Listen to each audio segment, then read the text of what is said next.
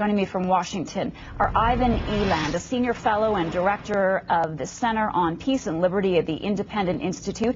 In Washington, former Assistant Secretary of Defense in the Reagan administration and president of the Center for Security Policy, Frank Gaffney. Welcome to both of you, gentlemen. Thanks for being with us. Thank you. Thank you. So we've all heard the reports by now. Obama is expected to send 30,000 more troops. General McChrystal wanted more. How do you think he arrived at that number, and where should they go? Ivan, let's begin with you. Well, I mean, he's going to tell us, I guess, his rationale, but it seems to me that the number, even if they put in 40,000 or 80,000, they're still way below what the Pentagon usually, attributes to guerrilla warfare, counterinsurgency warfare. So, even the high numbers probably will have a local effect, but they're not going to be able to wrest the countryside from the Taliban. The Taliban controls 70% of Afghanistan, and I think, we don't know the culture there. It's mountainous terrain. They have a sanctuary in Pakistan. There's a whole lot of factors that make it much more difficult to win this than in Iraq. So are you saying that more troops are needed to turn this around, or that no amount of troops is going to turn this thing around? Well, if they put in 640,000 troops or something like that, like in Vietnam style, they might do it. But I don't think, we've had the British, the Russians, everyone has tried to tame Afghanistan. And of course, we like to think we're special in the United States, but I think that Afghanistan is called the graveyard of empires, and there's a reason for that. Now, that's not saying it's impossible to win, but the real question is, I think the president is doing something that really imperils his presidency, and that is he's escalating a war that's already unpopular. And even LBJ didn't do that in Vietnam. It was popular, or at least people didn't care much one way or the other when he escalated the Vietnam War. The other thing is we're trying a massive health care overhaul, which is going to cost a lot of money. We have a $1 trillion deficit, and we're in a recession. And so you've got all that stuff piled onto this, and the American people are sort of war weary after 8 years. I mean, they haven't won this in 8 years, and I don't know how long we're supposed to wait on something like this. All right. Eventually, we got tired of Vietnam as well. Let's bring Frank into this discussion, being very patient there. Your thoughts on this? Well, I think the way to answer your specific question, the president arrived at the number of 30 or so thousand was pretty much splitting the difference. General McChrystal's bogey was actually up to, I think, 60, maybe even 80,000. Mm-hmm. And he, I think, recognized that he wasn't going to do all of that. He wasn't going to do none of it. So he sort of came after these months of what some have called dithering to a decision that, had he basically split the difference months ago, he might well have spared us all a lot of aggravation. The question really is not so much how did he arrive at the decision, but is it the right decision? And we'll hear more about his rationale, of course, in the next few minutes. My real concern about this, and I think Evan has come forward with a number of important points, but my bigger concern is, do we really understand the nature of the war we're in? And I would suggest to you that it is a much bigger problem than Afghanistan, or even Afghanistan and Pakistan, or Afghanistan and Pakistan and Iraq, if you wish to throw that in. These are theaters of operations in a truly global struggle with people who fundamentally, I think, can be defined as those who adhere to what authoritative Islam calls Sharia. And whether they're in one or the other of these theaters, whether they're in parts of the world, the Middle East, South Asia, the Far East, Europe, here in the Western Hemisphere, including in our own country, we've got to come to grips with that underlying impetus for the sort of war that's being waged against us if we're to have any hope of dealing effectively with our enemies. And I think that's the big underlying question that I'd be very interested to see if the president's going to address tonight. All right. But isn't this a starting point, Frank? I mean, if we can get Afghanistan under control, isn't that a baby step in that direction? Yeah, I think it can be, and I think that's why many of us are supporting the idea of working this problem. It's just that if it's not being worked towards an end that has some, I think, direct connection to reality, which is this larger problem, it may well be something that is doomed to fail. As Ivan says, it may well be something that we simply muddle through for a while longer and see if the public becomes more disaffected, see if the Afghan people become more inclined to go back to the Taliban. In other words, we have to, I think, do what the president's doing. I'm concerned that it's not nearly enough. And in the absence of certainly this larger vision, it surely will not be. My next question, why announce an end date as we are expecting to hear from Barack Obama tonight? Isn't it possible that the Taliban could then lie low until July 2011 and then reemerge once all the troops have left? Ivan, I'll start with you. Well, I think that's a real danger, but if you're going to get out, as I think we should, I mean, you're going to have to get out at some point, and I think we really need to ask ourselves if staying in is going to help if more people get killed and we spend more money. So I think we've got to get out and let the chips fall where they may. The Taliban is different than Al-Qaeda, and of course we've got to fight Al-Qaeda and focus our resources on that. Frank, your thoughts on the end date? I think this is a terrible idea, and if in fact the president does enunciate some deadline or some withdrawal date, I think much of whatever good he's tried to accomplish by giving General McChrystal at least some of what he believes is required to avoid failure will be undone. And again, part of what we're dealing with here is the psychology of our foes, and I think there's no question that the Taliban, which I think are not that different from Al-Qaeda, at the end of the day, as I say, they adhere to this ideology, Sharia they call it, that demands our destruction. That is going to be, I think, something we see a lot of, not just in Afghanistan, not just in Pakistan, but elsewhere as well, simply because I think these folks believe they're going to achieve the defeat of yet another superpower. As they're fond of saying, they defeated the last one, the Soviet Union, when it took them on in Afghanistan. And we're going to pick up on that point after a quick break. We'll get poor Ivan a glass of water and continue our discussion in just a moment. Stay with us.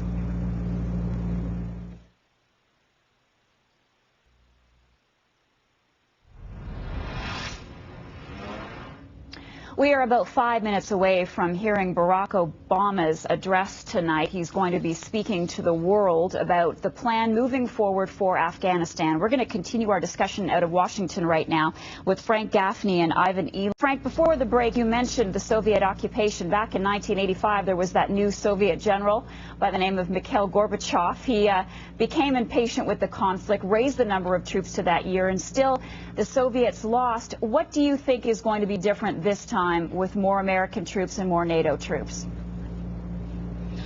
I'm not sure it will be different if we don't have a clearer sense of why we're there and what it is we're trying to accomplish as part of a larger effort to defend what I believe truly is Western civilization and the free world against people who have made clear their determination to destroy it and supplant it with a sort of global theocracy. The president, I haven't had a chance to get through the speech yet, but just the opening graphs describe Al-Qaeda as having defiled and distorted a great religion. That's, of course, not how the authorities of the religion see it, and that's part of this disconnect. And whether it's this Major Hassan in the United States, who is pursuing a program of jihad from within, or whether it is folks in Afghanistan, or for that matter many other places, the lack of clarity about why they are waging war against us, I think, makes this at best likely to be a holding action in Afghanistan. And I hope that that's not where we're going to find ourselves, because it won't last very long. And Ivan, I can squeeze in one last question to you before we get to the president, now about 3 minutes away. This is going to be very costly. Reports are, according to the White House, about $1 million per troop. How's he going to sell this plan? Well, I think, he's going to have to sell it with all the other stuff he's doing, and that's going to be very difficult. The American people are war weary between the war in Afghanistan and the war in Iraq, and I think that's one of the problems is the global war on terror, as we defined it, we've defined it too widely. And I disagree with Frank. I think that many of these groups they're Islamic and they're fundamentalist Islamic, but they usually pay attention to local concerns. Even the Al-Qaeda in Mesopotamia, they were mainly concerned with Iraq. I think the Taliban is mainly concerned with Afghanistan, but Al-Qaeda in Pakistan is really what we need to focus on. And if we don't, they're Ivan reacting Eland, to Frank the Gaffney, I'm going to have to cut it right there out of Washington. We're going to go to the President's address. Thanks so much for being with us, sharing your analysis. Thank you. Thank you. Thank you. We're going to take a quick break. We'll be right back with President Barack Obama. Stay with us.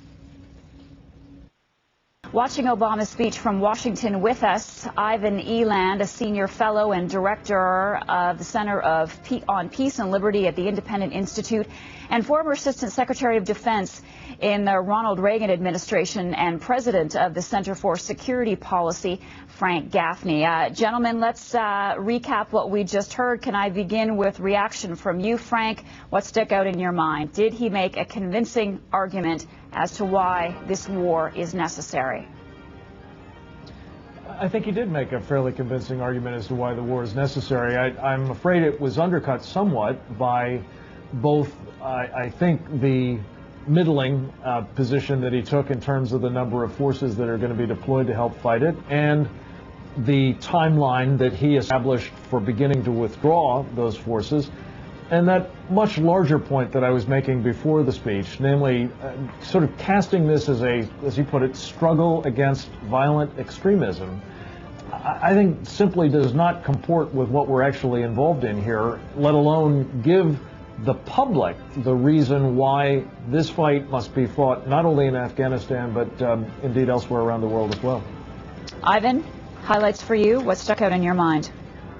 Well, of course, the 18-month withdrawal or beginning the withdrawal, of course, that's vague. It leaves them an option. It doesn't say when the last troop is coming out, and it doesn't mean that all the troops are going to come out. It may just be the surge withdrawn, but it's a start. And I think that underlies the problem that he has, because he's got a party that many of the people in it don't want to continue the war, and the public itself. So he's got this middle ground that he's taking. I agree with Frank, it is a mushy middle ground, but that's the problem with these types of long wars in a democracy. What you get is some sort of a compromise, which may not have much meaning on the battlefield. And I think this 30,000 troops is exactly that. What's the military significance of it? The other thing I think where I disagree with Frank is that I think Al-Qaeda is in Pakistan, and the president tried to fuzz that up a little bit, that it's the border there. But McChrystal himself says that there are only 100 Al-Qaeda or so in Afghanistan. They're really not there. And I think the Taliban learned their lesson, because in the areas that the Taliban controls, which is 70% of Afghanistan, we haven't seen the Al-Qaeda being harbored. And also, according to the British press, in previous peace negotiations, the Taliban agreed that the U.S. has a legitimate security interest that any Taliban government in Afghanistan wouldn't harbor Al-Qaeda. Now, you can't necessarily be sure that they'll keep that bargain, but if they did sign something and there was some sort of negotiation, that might be the way to go. But I think the real problem is the doctor's motto, do no harm. I think our war in Afghanistan, which has lasted 8 years, has not only caused a resurgence of the Taliban in Afghanistan, but also destabilized Pakistan. I think the reason that these people are attacking us is because of the occupation itself, and I think we need to be more nimble in fighting terrorism. I have no problem with fighting Al-Qaeda, but these nation-building occupations that we're engaged in Iraq, Afghanistan, they make the problem worse. How else do you fight terrorism then? Well, I think you do it mainly with law enforcement, but if you have to do it in the last element with military force, you have to make the force using special forces, cruise missiles, drones. Some of the stuff they're doing on the border with Pakistan is fine, but I think the footprint has to be smaller. We don't have to completely withdraw from Afghanistan, but the footprint has to be a lot smaller so we don't poke the hornet's nest and make the problem worse. Yeah, can I just inject here? Go ahead. that was, I think, probably the single clearest piece of this address by the president. That is, this kind of argument, most vociferously made, we're told, by Vice President Joe Biden, was categorically rejected by the president. The idea that we're going to clinically strike at al-Qaeda from a distance, that we're going to have a smaller or negligible footprint in Afghanistan, which is clearly not compatible with having the understanding of where the enemy is. And I must tell you that, with all due respect to Aiden, I don't think anybody has a clue how much of an al-Qaeda presence is in the Taliban areas, but to the extent that we try to make a distinction between Taliban who adhere to Sharia and who are brutally repressive of the Afghan people, and who in the process subscribe to this idea that the triumph of Islam worldwide is inevitable and is what jihad requires of them, they must engage in that, are essentially indistinguishable in the final analysis from al-Qaeda. And I think this is a very, very dangerous notion that we can get treaties with them, we can get them to promise that they're not going to let al-Qaeda in there. Whether they're al-Qaeda, whether they're the Taliban, whether they're Jamaat al-Islamiyah, whether they're any of the other franchise operations elsewhere around the world, they have much more in common with one another than they do with us. And the thing they have in common most is their belief that God requires them to force us all to submit to their Sharia program. And that's what really, I think, is at stake here. This isn't violent extremism. This is about a theo-political legal program that they believe, under whatever rubric they seem to organize themselves, they believe it is their God-directed responsibility to achieve. And that, I don't think, came across in this presidential speech. And in its absence, I'm afraid we're going to have a very hard time translating the good ideas that are in his speech into a successful outcome. And that will be the final word. Frank Gaffney, Ivan Eland, thank you very much, both of you, for being with us tonight and giving us your analysis, your perspective. Do appreciate it.